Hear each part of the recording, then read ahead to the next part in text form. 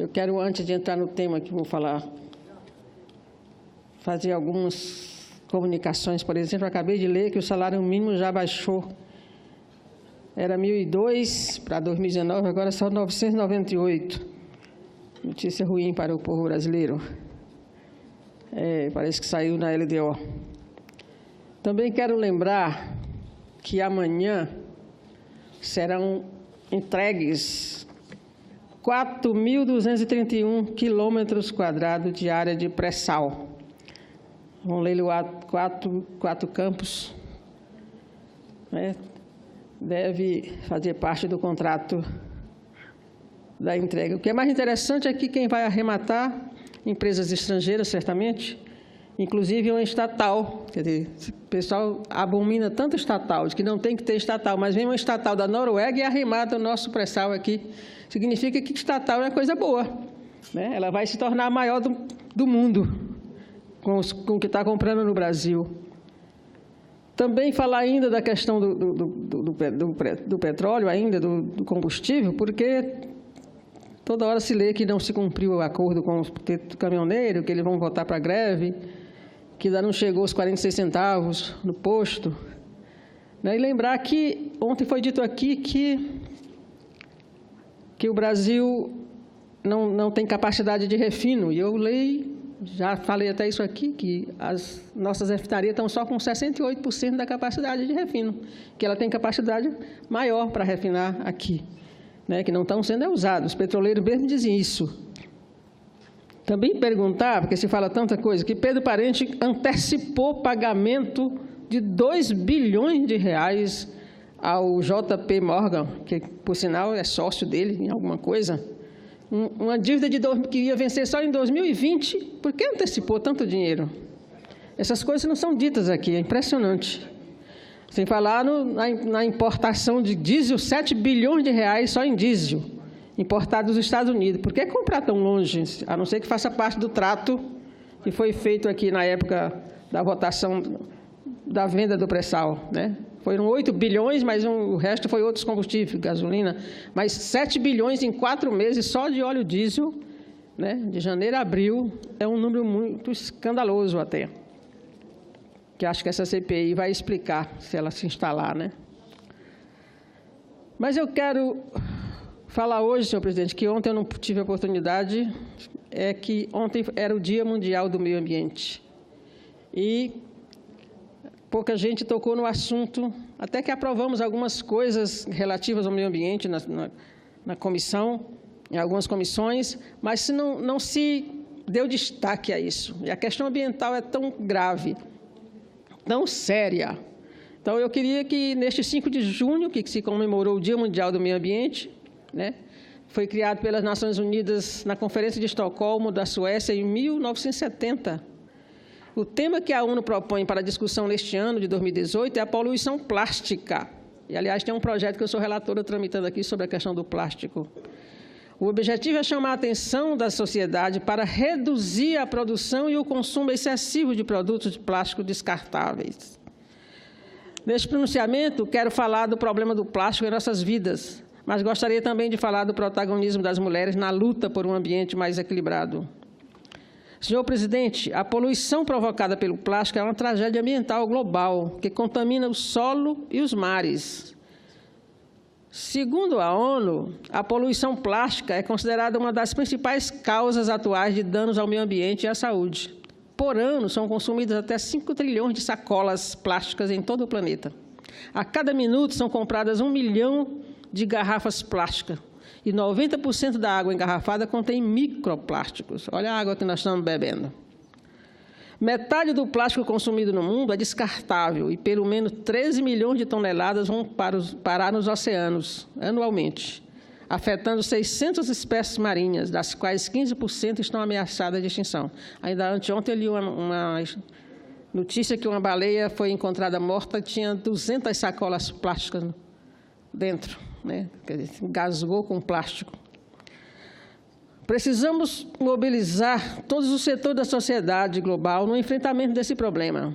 Se não for solucionado, poderá resultar em mais plástico do que peixes nos oceanos até 2050. E são os estudiosos que dizem. Precisamos nos comprometer com atividades como mutirões de limpeza nas praias e florestas e pensar em políticas públicas voltadas ao descarte e consumo responsável do plástico.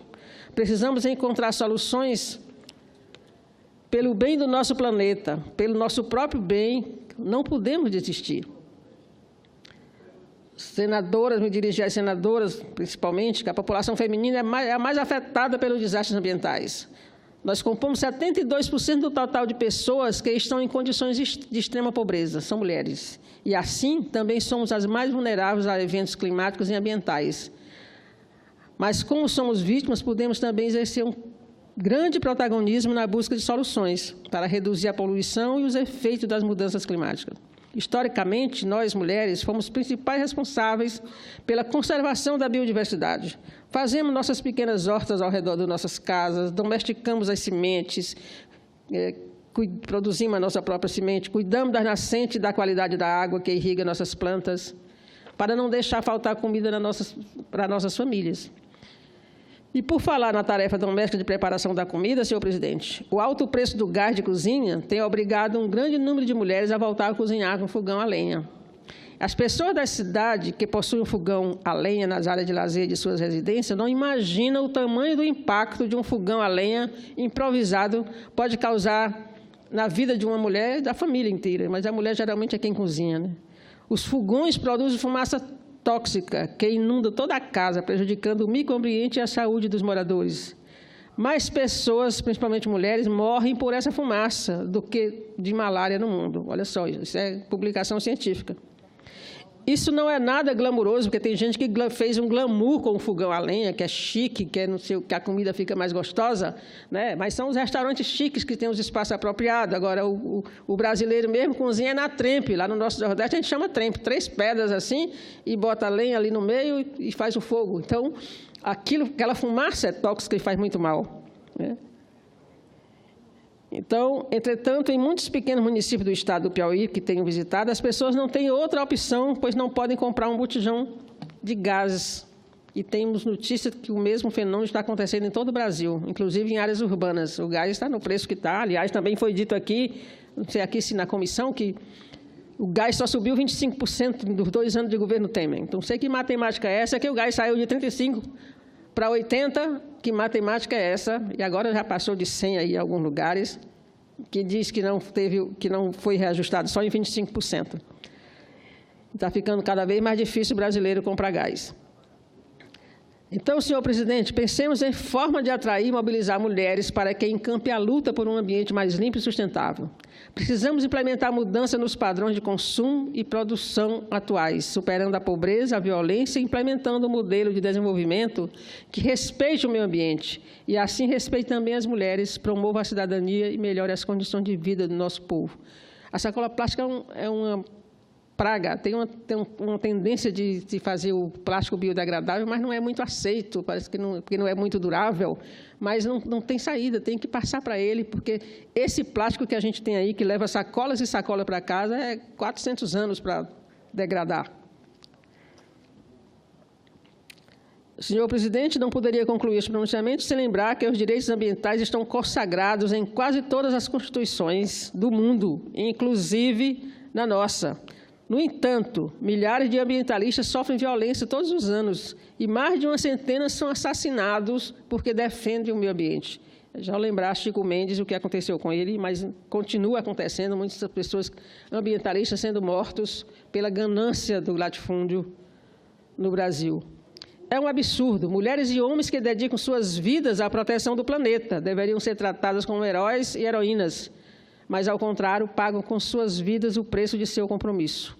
Isso também precisa mudar.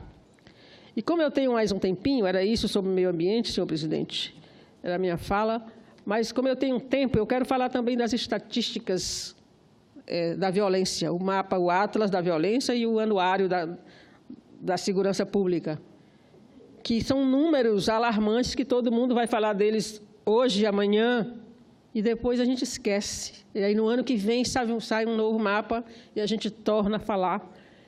Porque parece que não sensibiliza, não comove, não desperta nenhum sentimento no sentido das políticas públicas.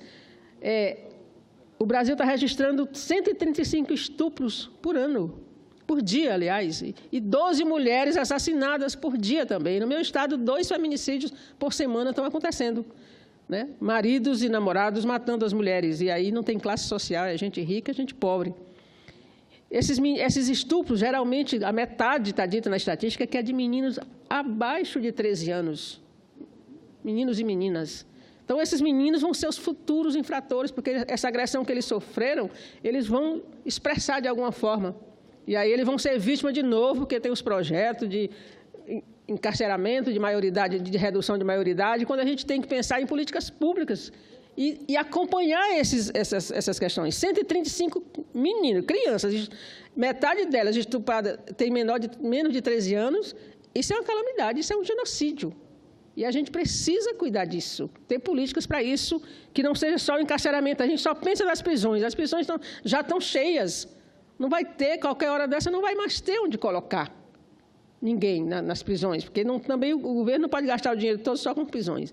E os assassinatos de mulheres, por exemplo, a gente não pode botar um policial acompanhando cada casal de namorados que sai para se divertir e termina numa morte. Ou um casal que está em casa e o marido mata. Não tem como a segurança pública dar conta disso no sentido do aparato. Então, tem que ter outras coisas, políticas públicas, educação, tem que educar as crianças para a não violência. Só assim a gente vai ter uma geração melhor no futuro. Não adianta, o agressor ele vai preso. No Piauí, por exemplo, todos os casos são desvendados logo, porque encontram, já sabe quem é o autor. Na hora que acontece, já sabe quem foi o autor, vai atrás e prende.